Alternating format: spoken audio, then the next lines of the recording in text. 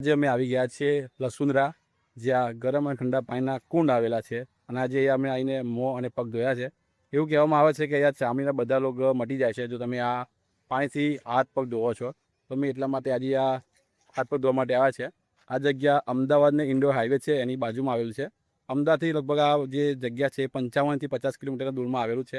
અને અહીંયા જે જગ્યા છે તે આપણે કથલા છે ત્યાંથી બધા 10 કિલોમીટર દૂર આવેલી છે. તો તમે આવતા હોય તો બહુ સારી જગ્યા છે. ત્યાં ઘણી બધી વ્યવસ્થા છે. બધા છોકરાઓ છે જે તમને કૂવામાંથી પાણી કાઢે છે. એ થોડો ચાર્જ છે, થોડા પૈસા લે છે, પણ તમને આરામ તમારી સેવામાં હોય છે લોકો. ધાર્મિક માન્યતા અને રાવણ સાથેનો સંબંધ વસુંધરા સાથે જોડાયેલી એક પ્રાચીન ધાર્મિક માન્યતા પ્રમાણે ભગવાન શ્રીરામ જ્યારે માતા સીતાની શોધમાં લક્ષ્મણ સાથે અહીં આવ્યા હતા ત્યારે આ વિસ્તારને હિડમ્બા વન તરીકે ઓળખવામાં આવતો હતો. અહીં સરભંગ ઋષિનો આશ્રમ હતો અને માન્યતા પ્રમાણે સરભંગ ઋષિ ચામડીના રોગથી પીડાતા હતા.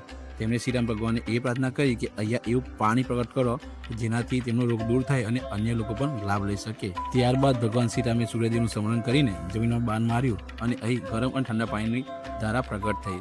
આ ધારા સ્નાન કર્યા બાદ સરભંગ ઋષિના ચામડીના રોગ દૂર થયા તેવી લોક માન્યતા છે. અહીં આવતા ઘણા લોકો આ પાણીમાં સ્નાન કરવાથી ચામડીના રોગોમાં ફાયદો થયો તેવી માન્યતા ધરાવે છે. પરંતુ મિત્રો આ વાતને તબીબી સારવારનો વિકલ્પ માનવો નહીં. ગરમ પાણીમાં રહેલા ખનિજોને લઈને અહીં ધાર્મિક અને સ્થાનિક માન્યતાઓ છે, પરંતુ કોઈ ચોક્કસ રોગ મટે એવી કોઈ વૈજ્ઞાનિક રીતે સામાન્ય રીતે શક્ય નહીં. ખાસ કરીને પાણીનું તાપમાન વધારે હોવાથી સ્નાન કરતી વખતે સાવચેતી રાખવી ખૂબ જ જરૂરી છે. આ કુંડની બાજુમાં જ સોમનાથ મહાદેવ મંદિર આવ્યું છે. અહીં આવતા લોકો પહેલાં કુંડના દર્શન કરે છે, ત્યારબાદ મંદિરના દર્શન કરવા માટે જાય છે.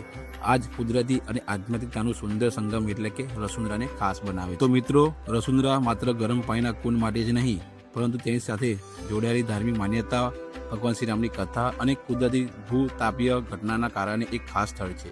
જો તમે ગુજરાતની આવી જ ઐતિહાસિક, ધાર્મિક અને કુદરતી જગ્યાઓ વિશે જાણવા માંગતા હોય તો વિડીયોને લાઇક કરો, ચેનલને સબસ્ક્રાઈબ કરો અને કમેન્ટમાં જણાવજો કે હવે પછી ગુજરાતની કઈ જગ્યાનો વ્લોગ જોઈએ છે. જય શ્રી રામ, હર હર મહાદેવ.